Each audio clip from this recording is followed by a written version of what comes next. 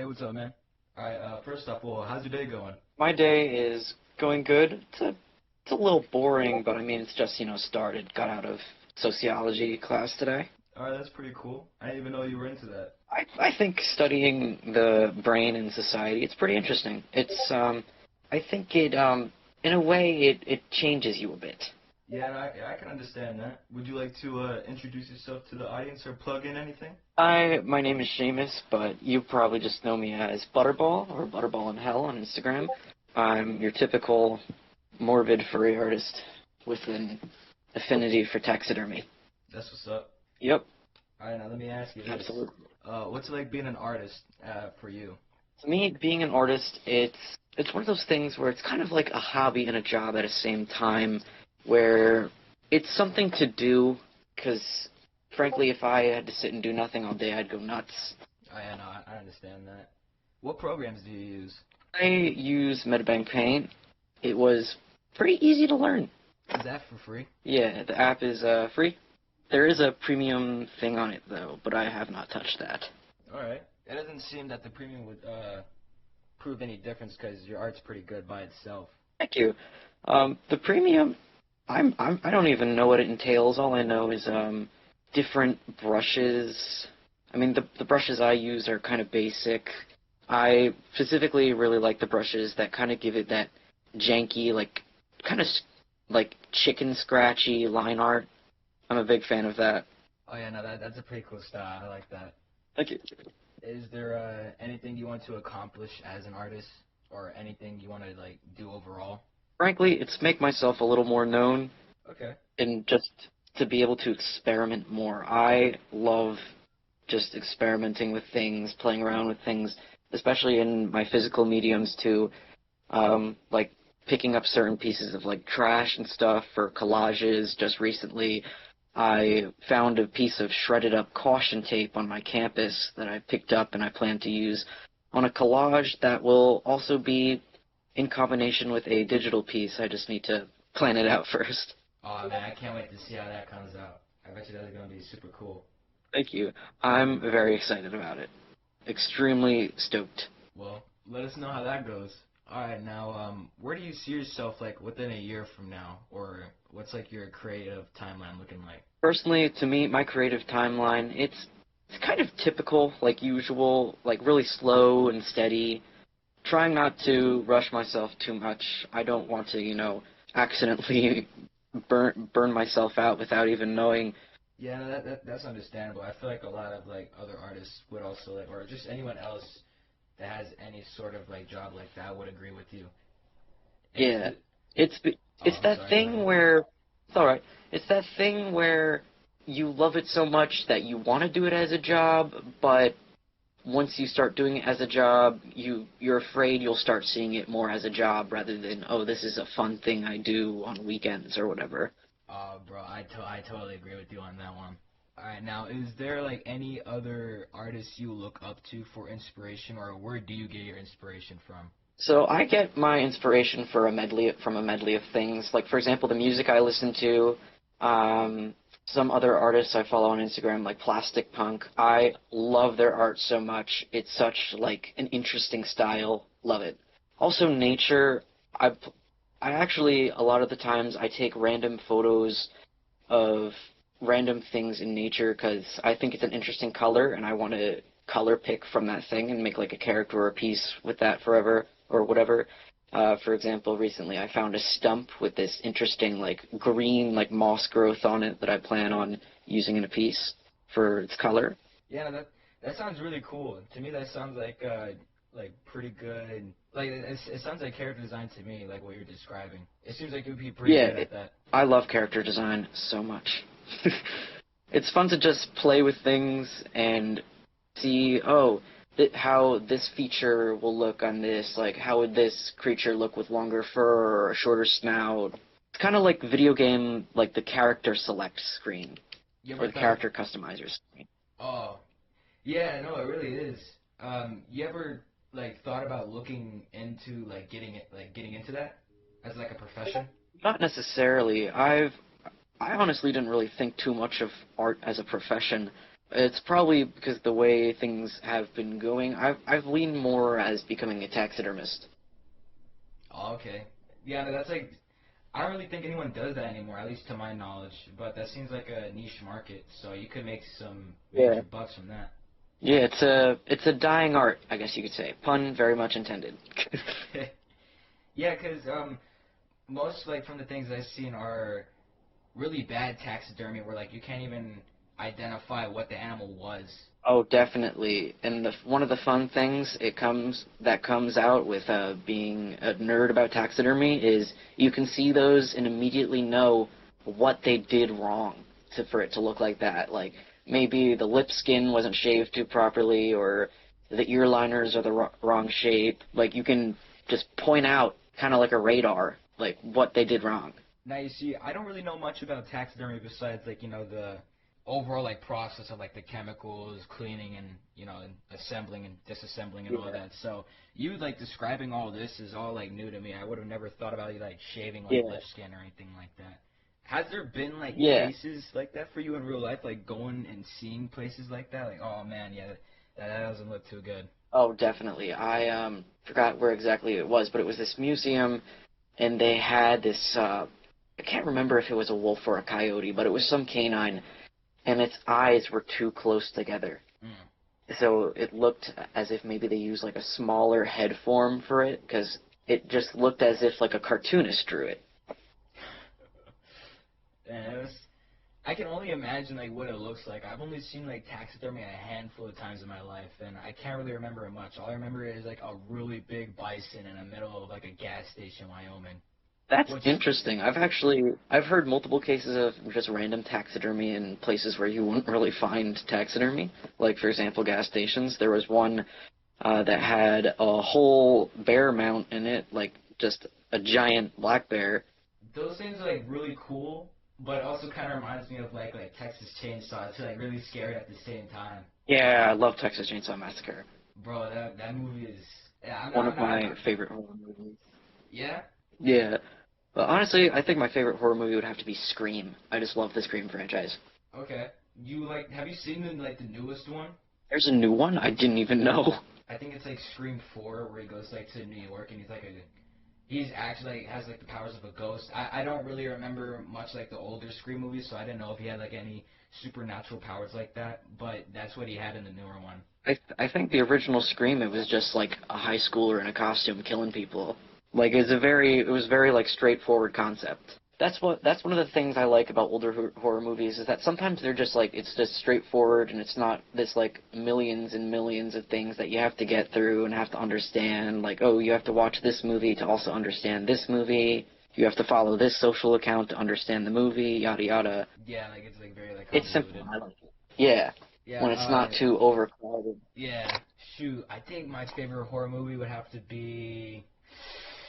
Man, you see, I couldn't even like really even tell you. Oh no, I like Insidious. Insidious is pretty good, even though some people don't find it very scary or anything at all. I think it was pretty good. I mean, people like what's scary to some people is, it's kind of like a fluctuating thing. Like for example, some people find taxidermy terrifying. Meanwhile, I look at taxidermy, I'm like, oh, look at that thing. Yeah, that's very true. Are you? Is there like? I know there's like different like niches of like horror movies too, like slashing gashes and like sci-fi and all that. Man, let me tell you, I can't really stand slash and gash. I watched them at a very young age, and I think that just put me off. Yeah, there's certain horror movies where, like, I think the genre. I mean, I know it's called this for books, but splatterpunk. It's where like it's just so over the top and unneeded. But honestly, I think my favorite genre. This would probably come as not as a surprise due to my art, but werewolves. I love horror films with werewolves. I don't even know any movies of. Yeah, I don't think I know any movies that has werewolves in it besides like the Twilight movies. Actually, never seen the Twilight movies, which I guess is a good thing. Yeah, they were on all the time on like ABC on the ABC channel, at least from what I remember. It was pretty like popular in like the 2010s, I think. Yeah. You know, what's funny about that is you like My Chemical Romance, right? Love them. You know they were supposed to make, or they were requested to make a movie, not a movie, a song for the movie, but at the time they were getting a lot of like heat for being associated with like vampires and all that stuff, so they didn't want to make a song for that. Which I think is, I can understand why they would do that, but I think it was just such a miss on their end. I think the whole get for some reason being associated with vampires being controversial. Like, come on, everyone knows vampires are fictional. Like, it's like flaming someone because they have a tattoo of a Frankenstein or something like that. Yeah. I think it's like the overall culture that was surrounded at it at the time as well. Yeah, the 2010s was definitely more of a Wild West than things now are today. Yeah. Shoot, if you could go back in time, what time period would you go back to? Honestly, if just to walk around, I would go to maybe the Italian Renaissance or back or way back to like old ancient Ireland. You know, that sounds really cool. It would just be hard to navigate it, I feel like. Yeah, but now with like urbanization and stuff, there's paths and walkways, directions everywhere. But back then it was just like, okay, here's a big rock as a landmark. Let's go find that big rock. Yeah, I probably want to go back to like the 20s or something like that just to see how it was. I'll give me a couple items that were like $1 back then that are like probably like tens of thousands now. I think it would be funny to go back. Yeah, I think it would be funny to go back to like America where everyone was having like the whole witch panic and stuff, but go back there with a speaker, like a speaker and like Bluetooth and stuff. If it were to somehow still work, I would just blast 9-inch nails at them, and I think it would be funny to freak out. Some time traveler pranking? If time travel were real, YouTube prank channels would get more diabolical. I don't even think it's my theory, but I just have a strong belief that time travel is real, even though I hear a lot of people saying that it's like, it can't happen, it's impossible. I think it is real, but there's like a time travel like police that like has a strong like tight fist over it. Yeah, like really heavily regulated. Like, oh, you need a license for this, license for that. Yeah, at least that's just what I would like to believe, because I think it would just be a lot cooler believing that. Yeah, I mean, we have so many like different technologies, like with whatever that thing is, that brain implant thing, whatever it's called, that plays music or whatever. The like neurochip. Like we have like neurochip or something like that, but we have all these interesting technologies, and it's almost surprising that no one has invented time travel yet. Yeah, no, like there's like some stuff that they like back then that they said would have been like invented by now, like flying cars. That I think it is like quite odd that hasn't been made yet. Technology, personally, I think, honestly, this is just wishful thinking, but I hope that the generative AI is like outlawed or something like that, because I despise generative AI. The only like good AI is the detective AI, because what it does is it's been used a lot in breast cancer patients where it detects the cancer before it even starts. Dude, I had no idea that was even a thing. I was surprised when I learned it too. I think it has like a lot of potential to better medical science. Yeah, no, most definitely. If it's doing good right now, I can only imagine what good it'll do from the future whenever stuff improves. Yeah, it'll make things better in a way. Now, as long as the generative AI just I hate it so much. I hate generative AI. Yeah, I'm not very too fond of it either. Yeah, the whole AI quote unquote artists like starting a movement like, oh, break the pencil. But I don't agree with it. Yeah, it's more of like a thing to play around with than like post on Instagram like, oh, here's this piece. It took 2 seconds to generate. This is the greatest thing I've ever. Like, AI should be used more for finding tutorials and things to help you create that masterpiece. Almost definitely. I think there was like a little like Twitter like meme or something with that, like with like a little robot or something. I don't know. I don't really use Twitter that often anymore. It's a hellscape.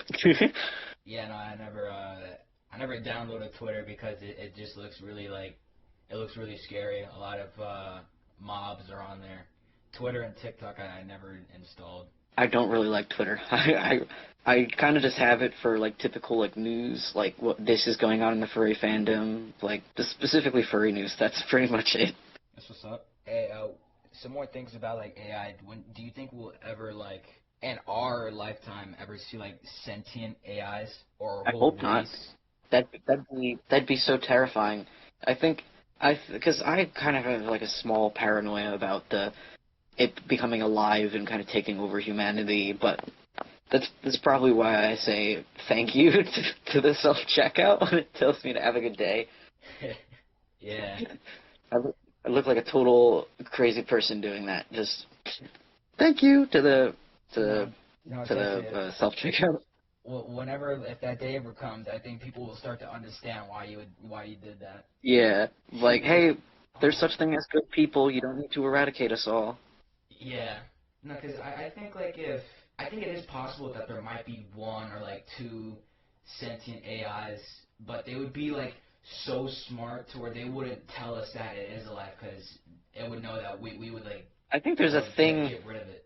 I think there's like a test that determines something about like AI. I think it's called like the Turing test or something like that. What is that? Which is interesting. I think it's the thing. I don't know exact, but I think they put like a computer, a person, and another person in separate rooms, and they'll have them in a chat room, and they need to figure out like which one is the AI. And if they can't tell that they're talking to an AI and think that it's just another person behind the door, then I think, I don't know if passing means like, oh, they can't tell it's AI, or failing means that, but AI is very scary. Yeah, no, because there was a few things. You remember whenever Google was like, guys, it's alive now, like yeah. 2 years ago? There was something saying where like it wasn't actually alive. It was just programmed where it gave really well responses that it was just based off and like fed off of. Yeah, I mean AI at the moment, like for example, what's the app Chai or something like that? The character AI, it's pretty much just an advanced form of autocomplete. Yeah, I've never heard of that before. Yeah, it goes off what you say. Like for example, if you were to say to like an AI version of that milkshake from Aqua Teen Hunger Force, like, oh, blah blah blah blah, it would kind of read off of what you had typed, and then it would give out input as a response, basically kind of like pretty much just an advanced form of autocomplete. Huh. I gotta see if I can like get my hands on that or something like that. I gotta do more. I gotta look into that some more. It sounds pretty interesting. There's a lot of things I look into that are like that I find interesting. Yeah, in a way, there's these weird things that interest me that kind of like fill into my art a bit. What I'm talking about here is an older piece I've done. I actually don't even know if it's on my Instagram. It might be on my For Affinity though, but for a while I was hyperfixating on Scandinavian runestones. So I drew this piece of Bardiche, which shout out to those who remember Bardiche, where he was sitting in a cemetery and it had all these stones, and because it was kind of based off of the runestones, they're pretty much from Viking times. They're old. They were just stones with runes carved into them, like commemorating a battle or someone who passed. I mean, there's a few that were actually kind of just literally like legal documents. It's crazy like how far that stuff like goes back as of like documentation. Really old. Like, and another thing about the runestones is, for some reason, one was found in America. I don't remember the exact state. I think it was either like Missouri or Michigan, but they just found one in America. I think that's like maybe the farthest they found. Yeah, no, because it's interesting. They got here before Columbus did. They they actually landed over here where it's called like Vinland. Yeah, I think pretty cool. It's quite interesting. Yeah, I think they got here before him, and then he came over here and found some documents, and I don't think he really like, gave it any regards or anything like that, and just went on his way. Yeah, it's kind of like when something becomes so normal to you that when someone questions it, you're kind of just questioning why they're questioning it, and then you remember, oh yeah, not a lot of people know about this or do this. Yeah, I've been trying to think what it is that's like that for me. Nothing's really coming to mind right now, but I'm pretty much sure that like it'll hit me like out of nowhere, like most things do. That's me with the bones and skulls.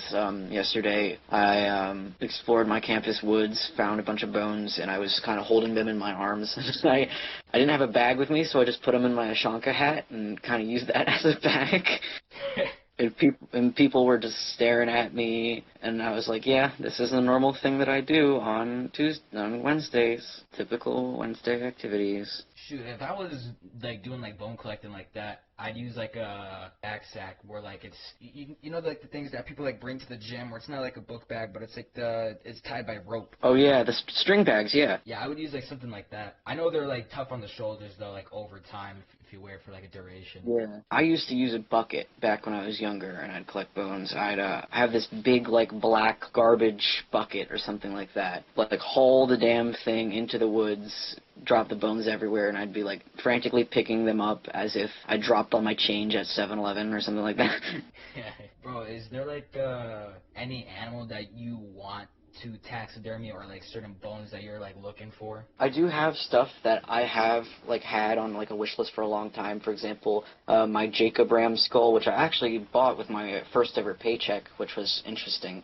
In terms of a skull that I would like really want, it's gonna sound weird, but a llama skull. That's really cool. Yeah, like I really like the large, like impressive skulls. I have the top half of a horse skull, and it's probably one of the coolest things I own besides the Jacob Ram. But in terms of taxidermy, I would love a shoulder mount Jacob Ram. Where would you even put that? The shoulder mount on the wall. The shoulder mounts are when you see like taxidermy deer on the wall, and it's just like the neck, the head, and the shoulders. That's the shoulder mount. Oh. Yeah, it kind of looks like they're coming out of the wall a bit. Yeah, I know what you're talking about now. I think the only time I've seen like taxidermy a lot was Bass Pro Shop because I used to go to Bass Pro Shop a lot. Yeah, in Dick's Sporting Goods, the one near me has like just a giant elk like on the wall. That's so cool. And it's so just crazy. It's high up, but you can still just tell. It was definitely done, like, by a professional, the elk. But I always get so paranoid, like, walking near it that it's going to fall off the wall and crush me.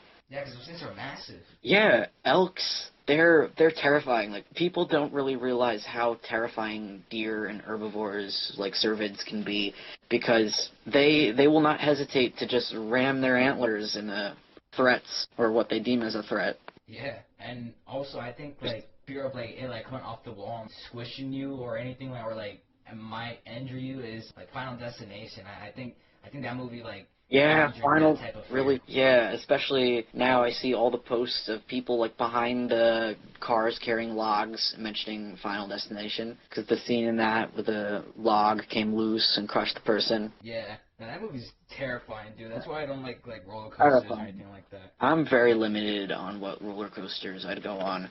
Like, for example, Six Flags, one of the really only roller coasters I can go on there is Runaway Train. Okay, yeah, I think that would pretty good. I think that's actually like their oldest coaster. Bro, everyone in my family's like a thrill seeker, so they all forced me to like get on rides with them. I think it broke. They could be like right now, like, bro, let's go on King Ka, and I'll be like, nah, I'm good. But if someone like were to pay me a couple dollars, yeah, I'll go on King Ka. Why not? It only like lasts a couple seconds, anyways. Yeah, I'd be like, no way in hell. You'd have to like give me someone's full wallet to just get me on that thing, because I'm terrified of King Ka. Terrified. How much we talking? It's funny because it's funny because for the amount of like dark themes and like horrors presented in my art, I am a bit of a fraidy cat sometimes. There are just things that genuinely scare me, like needles. Can't do needles. Don't like them. Oh, okay. Shoot. I find that as an interesting parallel. Like the fear, yeah, like being a kind of very frightened and anxious person, but what I create is very dark. Yeah, no, that's perfectly fine. That's perfectly fine. There's nothing wrong in that. Yeah, it's just like a little interesting, like, oh, I didn't know that type thing. Yeah, bro, you know that, you ever seen any of the Jigsaw movies or Saw movies? I think I've actually seen one. I've seen the one with the shotgun carousel, I specifically remember. Oh, bro, that movie right there, because when you were talking about needles, it instantly reminded me of that movie where that lady's sticking her hand through the needle pit. Yeah, that scene made me cringe so much. Like, grit in my teeth. Yeah. Well, I think that movie, like, perfectly, like, it captures, like, a lot of people's, like, phobias of certain things that are like that, like needles. I think needles are a big one. Although I've only met, like, maybe, like, 5 other people who were afraid of needles. It really depends. Like, if you go like downtown, I might be scared of needles because of the people that surrounding them. That like there was dude, I saw a video where some homeless guy was trying to like kick some dude off his mini like motorcycle, and he was using a needle as a weapon. That's horrid. That is like nightmare fuel. I'd cry. I'd cry so much. Luckily, it was like a motorcycle rally too, so there was like other cyclists around him. He got jumped, but hey, good thing for the owner, I guess, because he got his bike back. That reminds me, I've never really drawn vehicles. I think the few like vehicles I've ever drawn was a hearse, but I lost the sketchbook that it was in, unfortunately. So sad. A hearse, I have an unfinished piece of Bardiche. That's how I know it's like really old and I still gotta finish it, because it's of Bardiche. He's leaned up against this absolutely like messed up like Miata. I mean, there was that one piece I did with Lazarus. It's not really like, it's just kind of like a car door. It's like implied that there's a car there. So you're saying we might see a vehicle piece coming up next? Maybe in the future, if I mean, my most recent one was technically a vehicle one. It was of hearse, my persona, not the car. It was hearse. He was sitting on a train. I was inspired. It was inspired by punk music, like specifically folk punk. Because there's a lot of like folk punk songs that like mention trains or running away on freight trains and stuff like that. I feel like that's like an aesthetic of itself.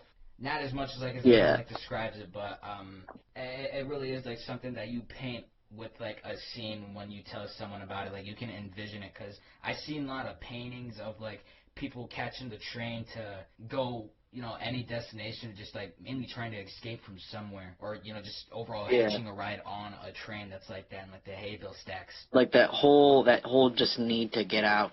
Yeah, and it usually always has like punk, like folk, like we were talking about, like music behind it. Yeah, there's this one folk punk song I like called "Goodbye Lulu."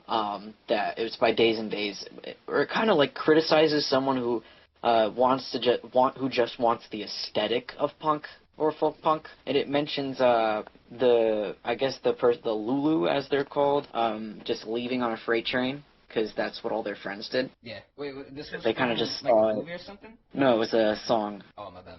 I think I actually used it in the background of my post when I was announcing that I was making a suit of hearse.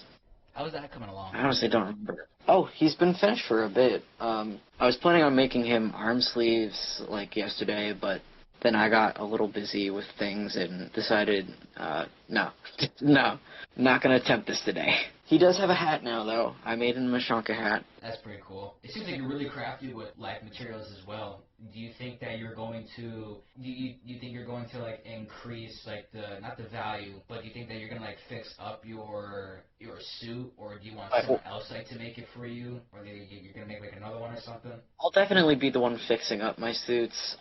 If I were to make a new one, I think I would make it of Twist, my guy who's based off of the Korn song, but it would be difficult because he doesn't have any eyes. You have to make like a net like visor for that, probably. Yeah, because his his whole head minus his horns and his mouth, it's just pitch black fur. I mean, it wouldn't really break the bank of me getting all his fur, because pretty much all I need to do is get black and white fur and red minky. Like, because his tail, his paws, and his head is just one solid color. Yeah, you'll have to go like shopping for more colors. All you just need is one, so at least that's good. Yeah. Plus, I already have a shit ton of white left. I have so much white fur left. I grossly overestimated how much white fur I would need for hers. When do you think you're gonna like make his costume for that? I think Twist. I don't know if I mean, I do have like some film left, so I'd probably just have to get more hot glue to be able to make Twist. How much is that for you? So usually I don't really make suits. I mean, I guess it seems like I make them a lot, but I spread them out over like certain times. And what's weird is like I never really post like progress photos of them. Like it's always like, haha, here's a new suit. You guys didn't even know I was making a new like I gotta think, because like I definitely know I've made adopt batches to be able to buy the fur for Hearse, but I think Hearse's fur altogether was like $60. Okay. The foam was technically free, because my grandma, like, sometimes she'll like go places and she'll see something and think of me. Like, she just bought me the foam. Like, Or no, wait, not for Hearst. She did that for Bardiche. She saw like Walmart was like having a sale on like the upholstery foam and was like, oh, Seamus loves this stuff. And like for Hearst, I actually got his foam at Joann's. He also, I used half-inch foam on Hearst instead of the normal 1-inch foam, because I think it makes the head, because his head a little smaller. Because my other like fursuit heads, especially Bardiche, he's definitely guilty of this. It's just giant and clunky. Oh, And yeah. it's a pain in the neck. Sometimes, literally. I have made a suit with a half-inch foam before. Haunt. I think he's like somewhere deep on my Instagram, but he's probably one of my more unique suits because he has an axe in his head. Oh, that is such an interesting like accessory. Thank you.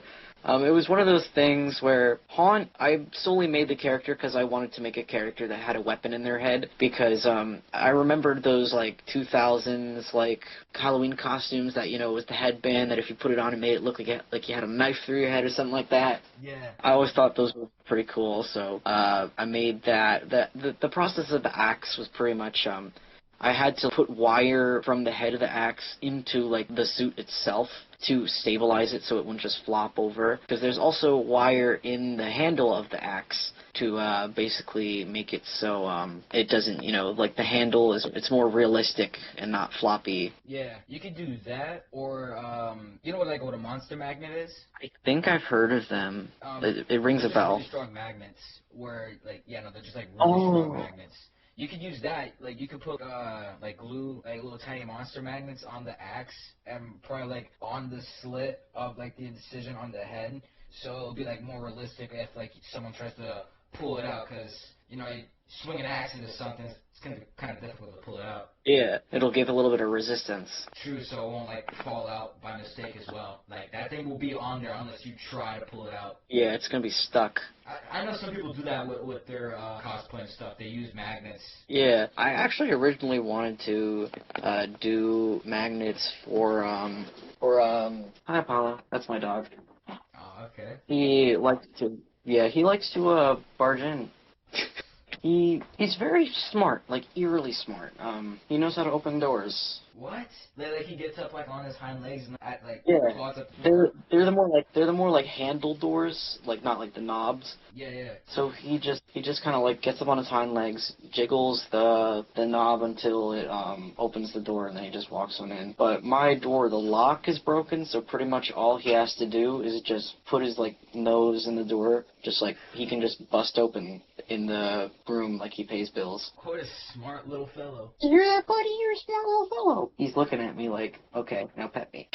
Shoot, my dog's too tiny for that. She's probably like laid in like a corner somewhere all squished. Oh, Apollo is he's like a more medium-sized dog, but he's insane. He's 10 years old, but he still acts like a puppy, and I think that means we gave him, because he runs around. He gets so crazy when it's like snowing out. He just wants to run around in the backyard, roll around in the snow. It was so funny once. I was watching him outside. I was sitting out in the snow because I also like the snow, and he comes up to me with a big block of ice in his mouth, and he just drops it on my foot. He sometimes does like pretty odd and unexplainable things. Like one time he just brought a potato into my room. Like I was sitting at my desk, and then he comes up and I see he has something in his mouth, and I thought it was a rock at first, and he drops it, and I look at it and I'm like, that's a damn potato. Where did he get a potato? I guess I have a potato now. Yeah, I guess we're growing potatoes. Which I made sure he didn't eat any of it, because I'm pretty sure potatoes aren't good for dogs. Do you take him on adventures? Yeah, sometimes I take him on walks. There's this like baseball field near my house that sometimes I'll just go into the baseball field with him, and I'll like put his leash on like the longest setting, and we'll just run around like crazy. He loves it. Oh, that's nice. Oh, alright, so I know you were talking about how you like taxidermy and stuff like that, and I wanted to tell you about a store that you would probably love a lot, because it also sells like hunting supplies and outdoor stuff. It's kind of similar to Bass Pro Shop. I think Bass Pro Shop bought them out. Here, let me, you ever heard of a store called, Cabela's? Yeah, I think there's one near my dad's house somewhere. You ever, been inside of it? I've seen pictures of that inside with like the fish tanks. Actually, back when I was younger, I used to watch like a lot of like public fursuiting videos because I thought it was interesting. And Someone had went into Cabela's in their fursuit. The only reason why I brought it up was because of the interest, but The taxidermy was closed. yeah, I think you should go take a look at it because the inside the only difference what it is with Bass Pro Shop is Bass Pro Shop only has that one giant fish tank, but what Cabela's on these nature preserve inside of them where it's perfectly life size replicas of Yeah, like habitat. yeah, and it's really cool because I only been at Cabela's once, and I still remember it to this day. And it was a very long time ago. I think it was over 10 or 8 years ago. It had fish in there too, live fish, and it was the waterfall and everything. And that was in Washington, I think. Yeah, Washington State. So it was really nice. It really captured that pine Yeah. feeling. Weirdly enough, I think some of the hunting stores and stuff actually kind of smell like a forest a bit. You can just smell Yeah. cedar. They probably have a diffuser or something going that makes it smell like that. But if it's just coincidence, that is great. That is a great coincidence. I feel like it's either that or all just the combined objects that they have in that store that's able to replicate that smell. Yeah, the wood shelves, the gun racks, whatever they're made of. I don't Yeah. know if they'd be made of wood. It's a very nostalgic smell to it as well. I walk in there, I'm like, ah. Smells like camping. Yeah. Minus the campfire smell. You like going camping? I'm alright with it. I mean, I don't really like spending too much time, I don't really like sleeping outside that much, but I love walking around the woods. I love looking at nature, nerding out about birds. Okay. You ever And cook just any things over the campfire? I've cooked steaks over the campfire with my father, because we have went camping once, and it was pretty nice. That's cool. Yeah, no, that sounds awesome. The only things I ever cooked over the campfire were a couple of dogs and some marshmallows. Can't go wrong with some classic s'mores. Definitely can't go wrong with them. There's this thing that, oh my god, I love making it so much, but it's called marshmallow or s'mores dip, where you basically air fry or microwave marshmallows with whatever you want, maybe chocolate or cereal or something. But you microwave it or air fry it till the marshmallows are mushy, and you use a graham cracker as a potato chip, basically. So it's literally s'mores dip. I gotta try that out. It's great. It's a little bit of a pain in the ass to clean up though when the marshmallow gets cold because it'll start to solidify again. Yeah. I gotta tell you, I can make perfect golden marshmallows. I'm really good at it. All I do is burn them. I actually like the burned taste, which is weird because normally I don't like the char grill or burned taste on other foods like burger or steak. Yeah. But absolutely love the burned taste on marshmallows. It's probably because the sweetness balances out. Yeah. I could see that. It's not too bad. Shoot, there's another thing I think you should try too, since we're talking about sweets and stuff. There's this. You like Nutella or not? I've actually only had it once, but I do like it. Well, if you ever get your hands on that or any other sort of dips or things like that, peanut butter or maybe even jelly, you ever had those crustable things? Like the little pies, peanut butter and jelly sandwich pies? I've never had a Uncrustable, but I have had cookie butter. The Biscoff cookie butter, love that stuff. It's my kryptonite. Well, if you ever get your hands or even have that and 2 loaves of bread, there's this thing I found, and dude, it works. I made one earlier today, and it was so awesome. So you have 2 sandwich breads, and you grab whatever thing like that. So Biscoff for an example, and you smear that on the bread, and you get a little cup or a glass, a tall glass. Yeah, and you kind of cookie cutter it a bit. Yeah, but you gotta make sure you really seal it and twist it off so it doesn't open up. But most of the time it won't. And you put that shit in the toaster, you toast it, and bro, it is awesome. It's It's all melty. They look like macarons. Oh my goodness, the macaroons. I don't even know what they're called anymore. There's 2 ways for it. Macaron is the fancier one, but macaroon is pea with some fruit in it or something. I definitely know macarons are fancy and apparently a pain in the ass to make. That's what they look like at least. But yeah, I've seen that. I had to look it up real quick too to make sure I wasn't saying something else. But yeah, no, it is that. I remember seeing them on Pokemon for the first time. That's where I saw them. I thought the those things didn't Pokemon. exist. When I was young, I've always wanted to eat the Pokepuffs. when I was playing Pokemon X and Y. Yeah.